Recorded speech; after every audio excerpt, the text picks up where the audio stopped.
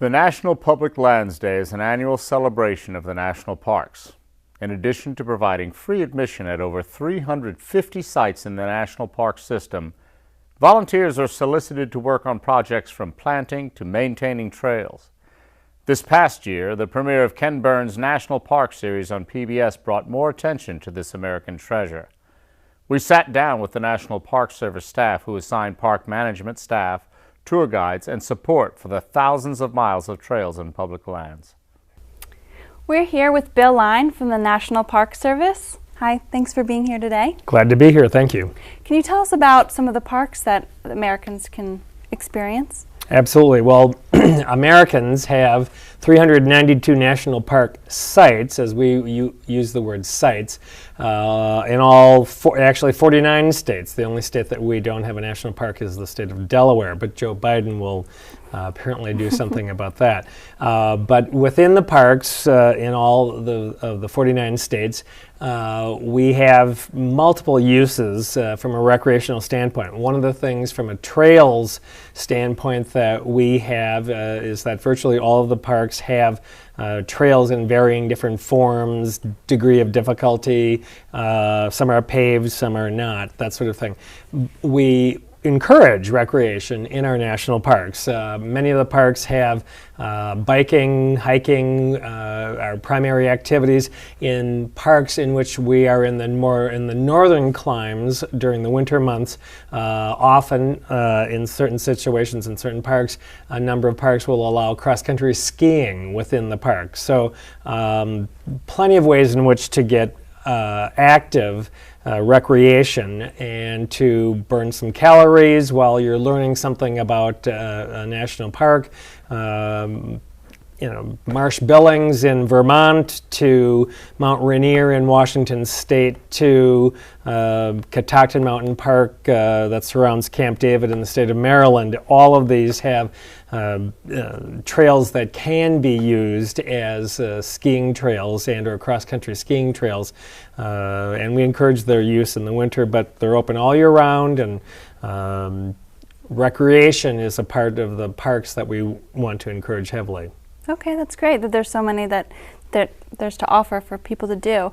But how can people give back to those parks that they're enjoying year-round? Well, certainly the National Park Service, all park sites around the country are absolutely welcoming of volunteers. Every single park, all of the 392 parks in the system nationwide, have their own website. You can go to, all will start out as nps.gov/, and you go to the whatever particular park you want to. If the park has two names in its title, such as Grand Canyon, you simply take the G and the R from Grand and the C and the A from Canyon, put them together. We always require 4 letters, so it's GRCA. It'll take you to the Grand Canyon site, for example. On the Grand Canyon site, typically on the left-hand side, there's a hot button in which is labeled volunteers, and that'll give you information on how you can volunteer at Grand Canyon. But all of the parks nationwide, same thing. Everglades, for example, EVER, click on that, click on volunteering, and there's ways in which the website will direct you to contact people. There's an online form that most of the time you're going to need to fill out, but we welcome all volunteers to help not only maintain our trails, but for a whole bunch of other reasons. You have a national day, the Public Lands Day, for volunteers to come out and give their services. Absolutely. Can you tell us about that? Absolutely. National Public Lands Day, it's not only the National Park Service, but all of the agencies within the Department of Interior as land management agencies celebrate National Public Lands Day. It's typically the very end of September. And it's a day, at least for the Park Service, in which we ask people to come out, volunteer. Again, that's maybe pruning trees, that may be picking up trash, that may be tidying up trails, that may be in trails where we have horse horseback riding, where we're helping to clean up horse manure, that sort of stuff, so that we don't attract certain animals or insects, that sort of thing. But again, National Public Lands Day is a way in which it's really designed so that Americans can give back and make a contribution, a meaningful contribution to the betterment and the further enjoyment of our public lands, of which national parks are a part of. All right, great. Well, to find out more information about National Public Lands Day and all of the great parks, visit nps.gov. There are oceans and rocks, places where fish swim and birds fly, where mountains spring up and trees and grass grow all around. History is made, art is created, things happen that should always be remembered. Heroes emerge. A woman sets people free. A man makes light. A leader steps forward. People get together. They help each other out. They make their own places to run and play and contemplate the universe. There's pride and gratitude and fun. It belongs to everyone. It can be a place, a feeling, a state of mind. So get up, get out there, and find your park.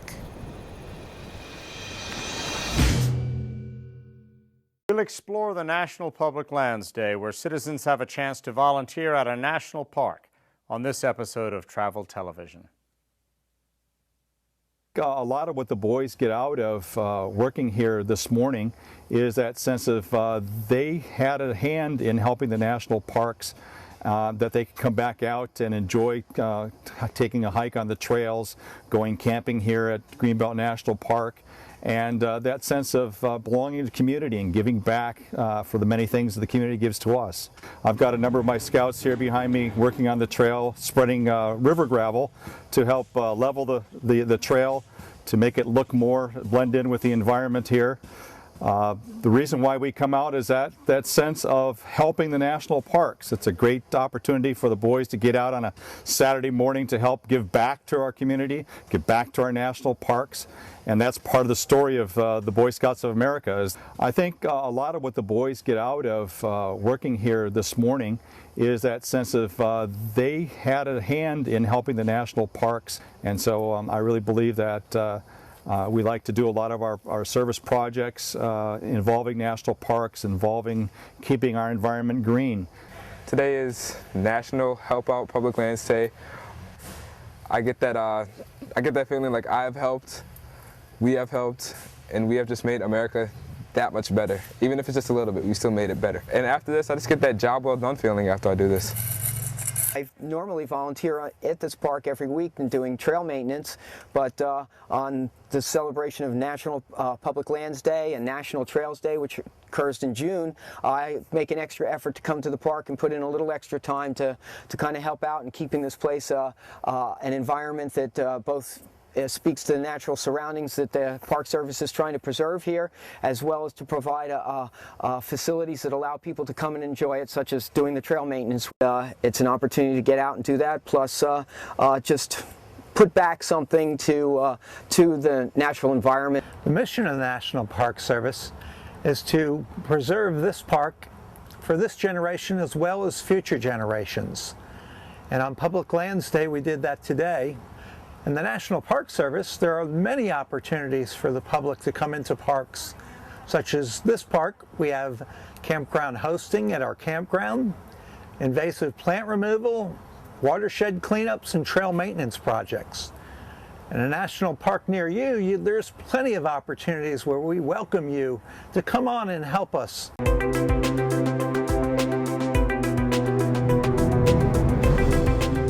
Our school sets it up. It's a yearly program. The first year I got into it, my friend wanted me to come. They needed some extra hands. She knew I was good at doing some labor type activities, so I showed up, loved it, and I've been doing it every year since. We're just here breaking up some concrete, trying to prep the house so they can put in a new foundation next week. It's always just a very gratifying experience, especially when I get to stay on the same project, get to watch it progress throughout the week. There's always people on hand who can help you learn. If you're not comfortable doing a particular task, it's fine. They just have you do something else. If anyone is looking for a one-of-a-kind experience, this is the absolute best place to do it.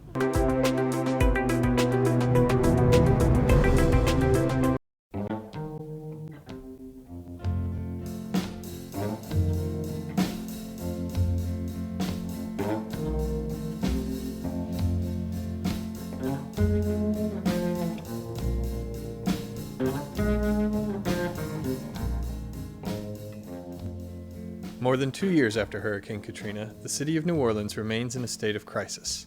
Thousands are in need of everything from social services to help rebuilding their homes. Our goal is to illuminate the variety of services that various organizations provide so that prospective volunteers can be more well-informed. Greenlight New Orleans is a non-profit organization that provides free, energy-efficient CFL light bulbs to any resident who requests them. We go out in the neighborhood to all these homes and exchange about 400 to 500 light bulbs in one event. But I have so many applications that I can use, a huge amount of volunteers. And it's important if we rebuild the city that we rebuild it green and we rebuild it sustainable. These are the light bulbs and we just go and exchange whatever Dorothy wants us to exchange. We have now installed about 4,500 light bulbs. And we have applications for 18,000 light bulbs, and applications come in every day. So hopefully we will be able to put in around 20,000 light bulbs. And the energy savings for the city over the time of the light bulbs, over the lifetime of a light bulb, would be about $1 million. So your savings over the lifetime of the light bulbs, that's about 5 years. You will save. I'm going to keep your number and you better not change it because it's right out. 27,610 kilowatt hours of electricity.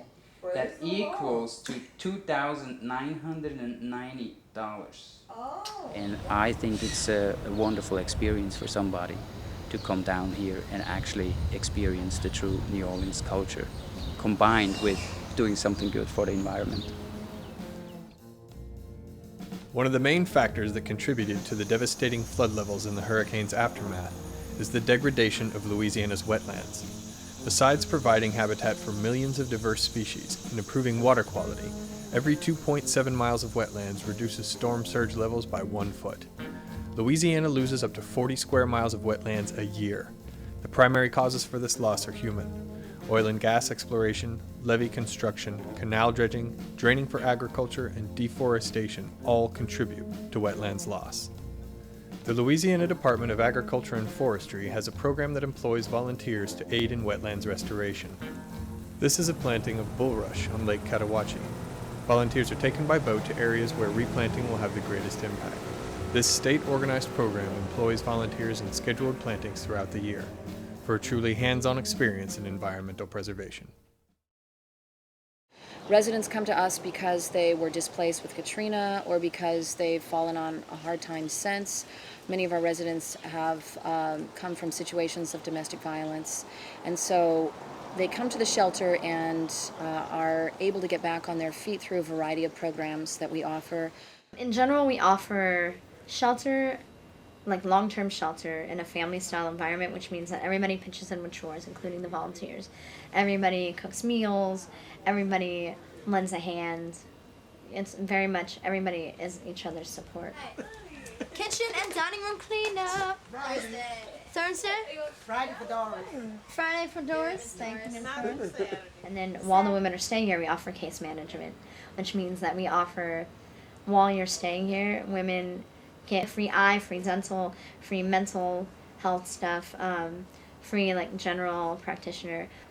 We offer them like a family structure, a structure of support, and we also offer them a cooking program where they can learn long-term skills. We just offer anything to get them back on their feet. The goal is always empowerment. The goal is always independence. And what we don't want is to fall into a situation where they're so dependent on somebody that they can't stand on their own 2 feet. And most of them are, but there's, sometimes people need a little help, a little boost. So we offer that boost. Rebuilding Together New Orleans employs volunteers of all skill levels to help rebuild the homes of elderly, disabled, and low-income residents. Eva Alito, a construction specialist for Rebuilding Together, describes the types of workers they need. Well, depending on their skill level,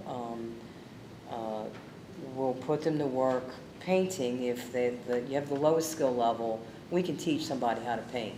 If they know how to hang drywall, we'll put them to work doing that. Painting, trim work on the interior, hanging cabinets, anything that you can think of that needs to be done in a house. If a volunteer is willing to learn, we're willing to teach them. We just need somebody who's able-bodied and good spirit, and we can put them to work doing just about anything in a home that needs repair. The Common Ground House of Excellence serves as a technical and legal resource center for the residents who are rebuilding.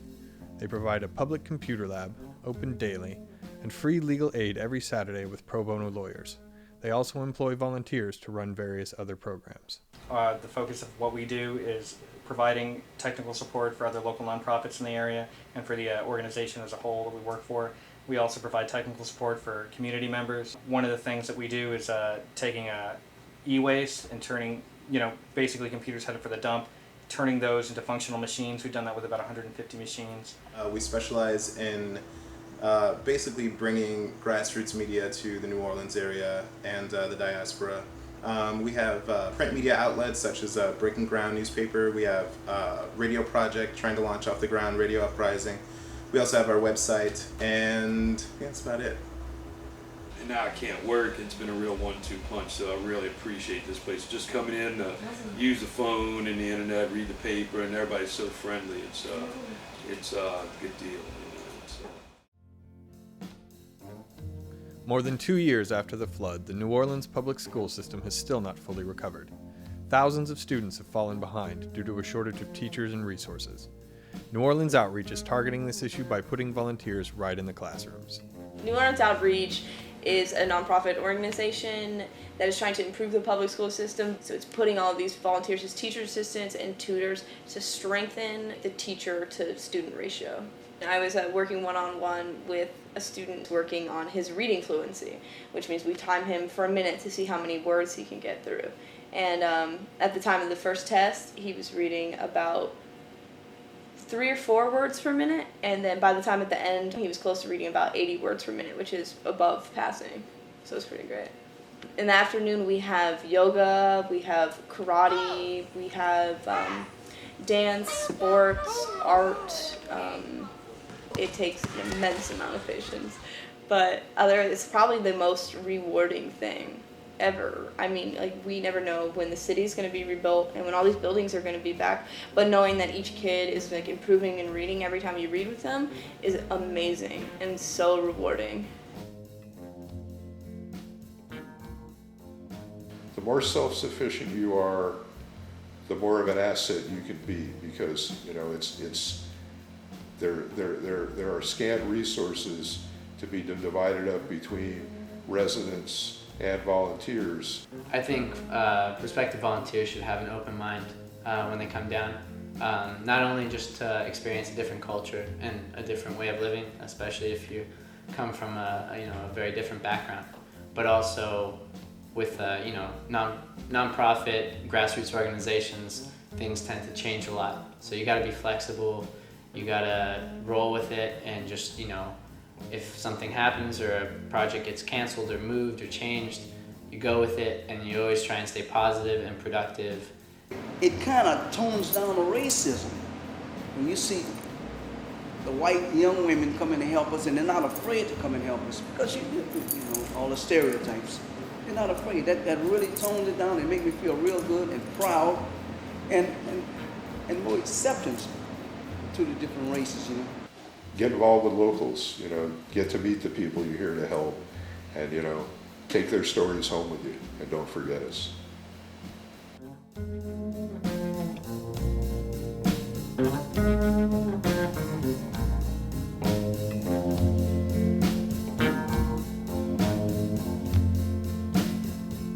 No food on my table, and no shoes on my feet.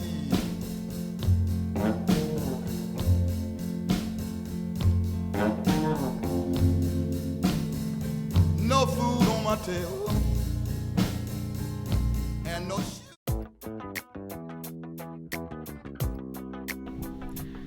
My name is Colette Lambert. I'm from Herndon, Virginia. My name is Rob Saunders. My name is Brad Mora, and we're in Far Rockaway. My name is Jamie Crumpler. I'm from Elizabeth City, North Carolina. And I'm here to hopefully make a difference. I'm really simply just a neighbor helping out another neighbor. And I'm here to work on houses that were damaged or destroyed by Hurricane Sandy. We put in a project together, fix people's houses after Hurricane Sandy, 2 years. It's my first trip to Long Island. This is my second trip. This is my fifth mission trip to do restoration work. And I have had the privilege of helping in other areas such as New Orleans and some local projects at home as well.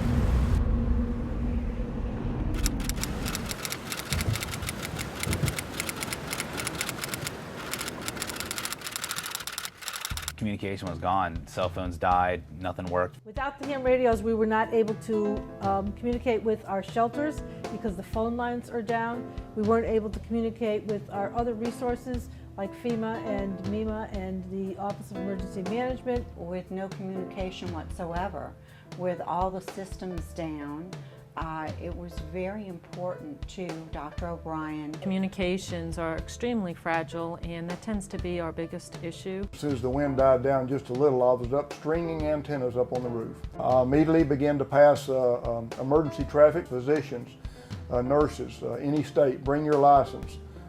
We need medical supplies, additional vaccines, tetanus. I was handling HF traffic, emergency traffic, and a lot of it. There were requests for rescue. There were still people trapped in dormitories at some of the universities in New Orleans.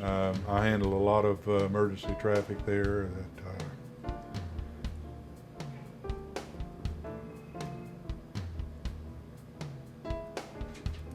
Tough.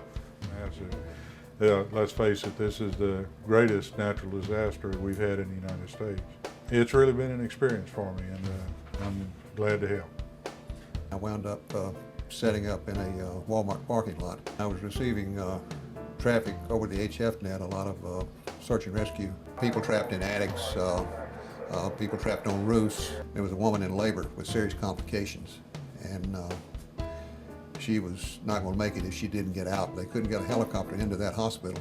The helicopter got into Tulane Hospital, and then they had a boat en route to pick her up. And we had her ready to go, and getting in the boat, she got out safely and got into the chopper. That was a real heartwarming experience. Because I am from New Orleans, this region is a very deep and super important part of who I am. I had to do something.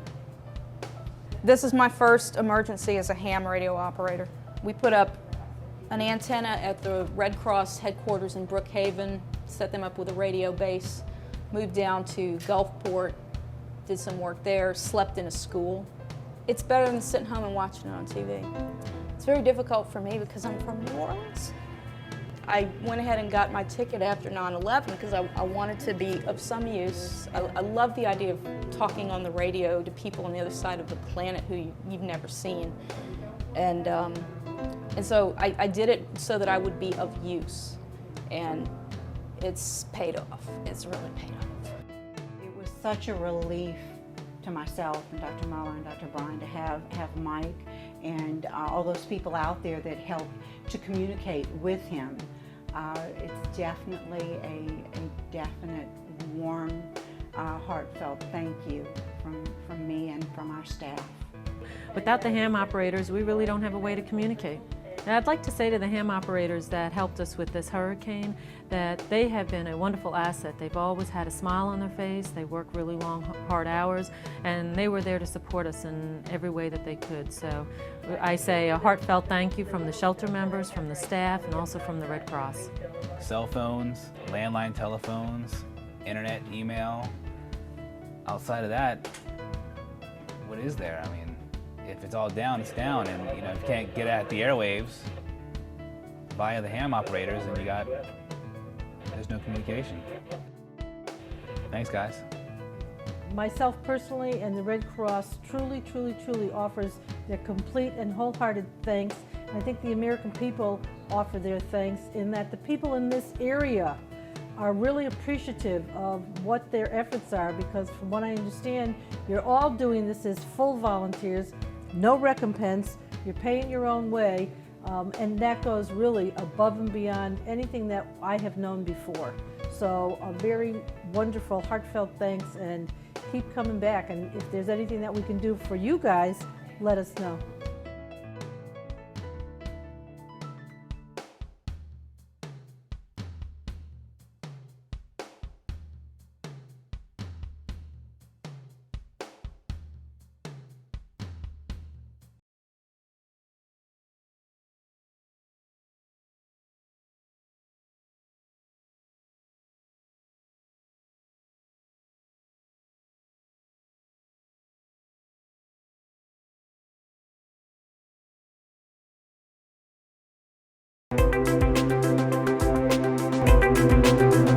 We are building a house for Mr. David Lonergan. His home was among the homes that was not usable anymore after Hurricane Sandy. So his house has been gutted, and we've repaired some of the framing, and now we're basically putting in all new walls and painting everything for him, putting in new floors. It's been a great experience watching people come back into their homes. At Red Wiggler Community Farm, we grow and sell vegetables as a framework for training adults with intellectual and developmental disabilities. We also run in the summer youth programs for kids